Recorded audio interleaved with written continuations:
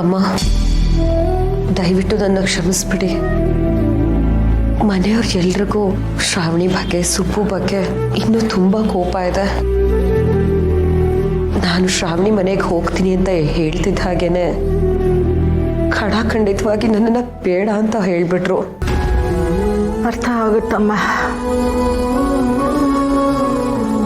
ಸಂಬಂಧಗಳು ಹತ್ತಿ ಇದ್ದ ಹಾಗೆ, ಈ ಕೋಪ ಅನ್ನೋದು ಬೆಂಕಿ ಕಿಡಿ ಇದ್ದ ಹಾಗೆ. ಹತ್ತಿ ಅಂತ ಸಂಬಂಧಕ್ಕೆ ಕೋಪ ಅನ್ನೋಂಥ ಬೆಂಕಿ ಕಿಡಿ ಹತ್ಕೊಂಡ್ರೆ ಹೊತ್ಕೊಂಡು ಉರಿಯುತ್ತೆ. ಮೊದಲೇ ಕೋಪ ತಣ್ಣಗಾಗ್ಲಿ.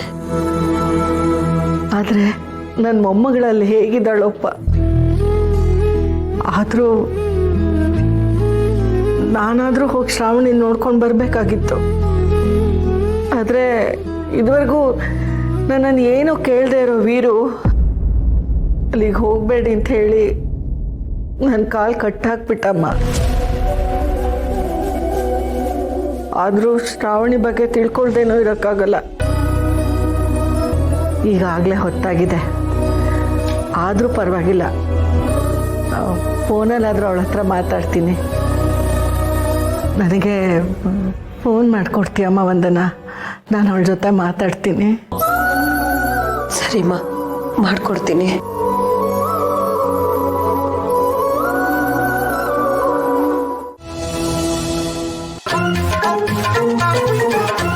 ಏನ್ ಮಮ್ಮಿ ಇದು? ಏನು ಅನ್ಕೊಂಡ್ರೆ ಏನೇನೋ ಆಗ್ತಾ ಇದೆ, ಅನ್ಕೊಂಡಿದ್ದು ಆಗ್ತಾ ಇಲ್ಲ. ನನ್ಗೆಲ್ಲ ತಾಳ್ ಕೆಳಗ ಕಾಣಿಸ್ತಾ ಇದೆ. ಇರಲೇ ಈ ದರಿದ್ರ ನಿನ್ ಮಾತು ಕಟ್ಕೊಂಡು ಎಲ್ಲೆಲ್ಲೋ ನೋಡಂಗಾಯ್ತು. ಅಲ್ಲ ಕಣ, ಈ ಕಾರ್ತಿಕೇಯ ಮಿನಿಸ್ಟರ್ ಮನೆಗೆ ಹೋಗಿದ್ದ, ಬಂದಿದ್ದಾನೆ. ಆದ್ರೆ ಏನ್ ನಡೀತು ಅಲ್ಲಿ ಅನ್ನೋದು ಗೊತ್ತಾಗ್ತಿಲ್ವಲ್ಲ.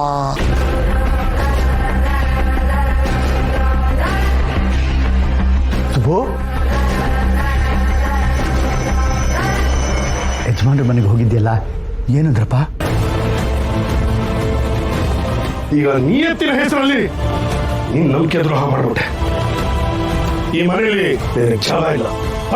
ಇನ್ನು ನೀನ್ ಇಲ್ಲೇ ಇದ್ರೆ ಗಾಳಿ ಹಾರಿದ ಗುಂಡು ನೀನ್ ಎದೆಗೆ ಸೇರುತ್ತೆ.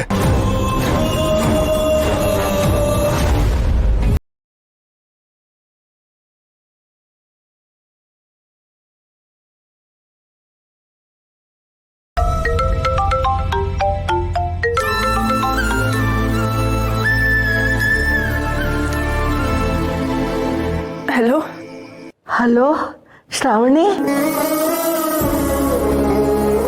ಅಚ್ಚಿ, ಯಾಕೋ ಬಂಗಾರ, ಏನಾಯ್ತು ಪುಟ್ಟಿ? ಅಳ್ತಿದೆಯೇನೋ? ಸಾರಿ ಕಣೋ ಪುಟ್ಟ, ನಿನ್ನ ನೋಡಕ್ ನಂಗೆ ಬರೋಕ್ಕೆ ಆಗಲಿಲ್ಲ. ಈ ಮನೆ ಪರಿಸ್ಥಿತಿ ಅಷ್ಟು ಚೆನ್ನಾಗಿಲ್ಲ. ಹೋಗ್ಲಿ ಬಿಡು. ನೀನು ಹೇಗಿದೀಯ ಅಲ್ಲಿ?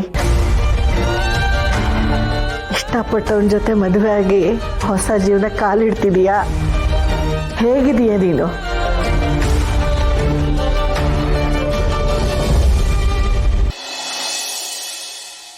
ನನ್ಗೇನಜ್ಜಿ, ನಾನು ಚೆನ್ನಾಗಿದ್ದೀನಿ, ತುಂಬ ಚೆನ್ನಾಗಿದ್ದೀನಿ. ಇಲ್ಲಿ ಎಲ್ಲರೂ ನನ್ನ ಹೇಗೆ ನೋಡ್ಕೋತಾ ಇದ್ದಾರೆ ಗೊತ್ತಾ? ರಾಣಿ ರಾಣಿ ಥರ ನೋಡ್ಕೋತಾ ಇದ್ದಾರೆ. ಹೌದೇನೆ? ಕೇಳ್ತಿಯಲ್ಲ ಅಜ್ಜಿ, ಇಲ್ಲಿ ಯಾರು ನನ್ನ ನೆಲದ ಮೇಲೂ ಕಾಲಿಡಕ್ ಬಿಡಲ್ಲ, ಒಂದ್ ಕೆಲ್ಸನೂ ಮಾಡಕ್ ಬಿಡಲ್ಲ. ಇಲ್ಲಿ ಎಲ್ರಿಗೂ ನಾನಂದ್ರೆ ತುಂಬಾ ಪ್ರೀತಿ. ಸಂತೋಷ ಕಣ ಮಗಳೇ, ಈ ಮಾತು ಕೇಳಕ್ಕೆ ನಾನು ಕಾಯ್ತಾ ಇದ್ದೆ ಕಣೆ. ನೀನು ಅಲ್ಲಿ ಊಟ ತಿಂಡಿ ಎಲ್ಲ ಸರಿಯಾಗಿ ಮಾಡ್ತಾ ಇದೀಯಾ? ಇವ್ರ ಪ್ರೀತಿಯಲ್ಲೇ ಹೊಟ್ಟೆ ತುಂಬೋಗಿರುತ್ತೆ ಅಜ್ಜಿ. ಊಟ ತಿಂಡಿ ಎಲ್ಲ ಹಿಂಗ್ ಮಾಡ್ಲಿ ಹೇಳಿ? ಆದ್ರೂ ಇವ್ರು ಯಾರು ಸುಮ್ಮನೆ ಬಿಡಲ್ಲ. ಒಬ್ಬೊಬ್ರು ಒಂದೊಂದು ತುತ್ತಂತ ತಿನ್ಸಿದ್ರು ಹೊಟ್ಟೆ ತುಂಬಿ ಕುತ್ತಿಗೆವರೆಗೂ ಬಂದಿರುತ್ತೆ. ತುಂಬಾ ಖುಷಿಯಾಗಿದ್ದೀನಿ ಅಜ್ಜಿ. ಆ ಖುಷಿಗೆ ನನ್ಗೇನು ನೆನಪೇ ಆಗ್ಲಿಲ್ಲ, ಅದಕ್ಕೆ ನಿನ್ಗೂ ಕಾಲ್ ಮಾಡ್ಲಿಲ್ಲ ನಾನು. ನೀನೇನು ಯೋಚನೆ ಮಾಡ್ಬೇಡ, ನಂಗೆ ಈ ಮನೆ ಸ್ವರ್ಗ ಇದಾಗಿದೆ. ನನ್ನ ಅತ್ತೆ ನಾದ್ನಿಯರು ಇವ್ರು ಎಲ್ರು ನನ್ನನ್ನ ಫ್ರೆಂಡ್ ಹಾಗೆ ಟ್ರೀಟ್ ಮಾಡ್ತಾರೆ ಗೊತ್ತಾ? ಅಮ್ಮ, ನಾನು ಮಾತಾಡ್ಲಾ? ಒಂದು ನಿಮಿಷ.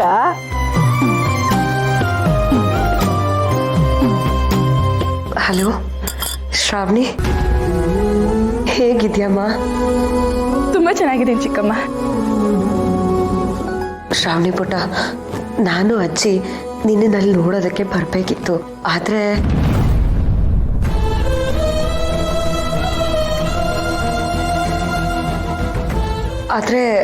ಸ್ವಲ್ಪ ದಿನ ಬೇಡ ಅಂತ ನಾವೇ ಡಿಸೈಡ್ ಮಾಡ್ಕೊಂಡ್ವಿ. ಎಲ್ಲ ತಿಳಿ ಆಗಲಿ ಅಂತ ಅಜ್ಜಿ ಹೇಳಿದ್ರು. ಸರಿ ಚಿಕ್ಕಮ್ಮ, ನಾನು ಅದನ್ನೇ ಹೇಳೋಣ ಅಂತ ಬಂದೆ. ಸ್ವಲ್ಪ ದಿನ ನೀವು ಇಲ್ಲಿ ಬರಬೇಡಿ, ಎಲ್ಲ ತಿಳಿ ಆದ್ಮೇಲೆ ಬರೋರಂತೆ. ನಾನಂತೂ ತುಂಬಾ ಸುಖವಾಗಿದ್ದೀನಿ. ಸಂತೋಷಕ್ಕೆ ಕಣ್ಣೀರೇ ಬರುತ್ತೆ. ಕೊಡು ವಂದನ, ನಾವು ಸ್ವಲ್ಪ ಮಾತಾಡ್ತೀನಿ. ಸರಿ ಪುಟ್ಟ, ನೀನು ಎಲ್ರ ಜೊತೆ ಹೊಂದ್ಕೊಂಡು ಎಲ್ರ ಮನ್ಸಿಗೂ ಇಷ್ಟ ಆಗೋ ಹಾಗೆ ನಡ್ಕೋ, ಆಯ್ತಾ? ಆಮೇಲೆ ಆ ಮನೆಯವ್ರನ್ನ ನೀನು ಚೆನ್ನಾಗಿ ನೋಡ್ಕೋಬೇಕು, ಆಯ್ತಾ? ನಾನು ಇನ್ಯಾವಾಗಲಾದ್ರೂ ಕಾಲ್ ಮಾಡ್ತೀನಿ. ಒಳ್ಳೇದಾಗ್ಲಿ ಪುಟ್ಟ. ಸರಿ ಅಜ್ಜಿ.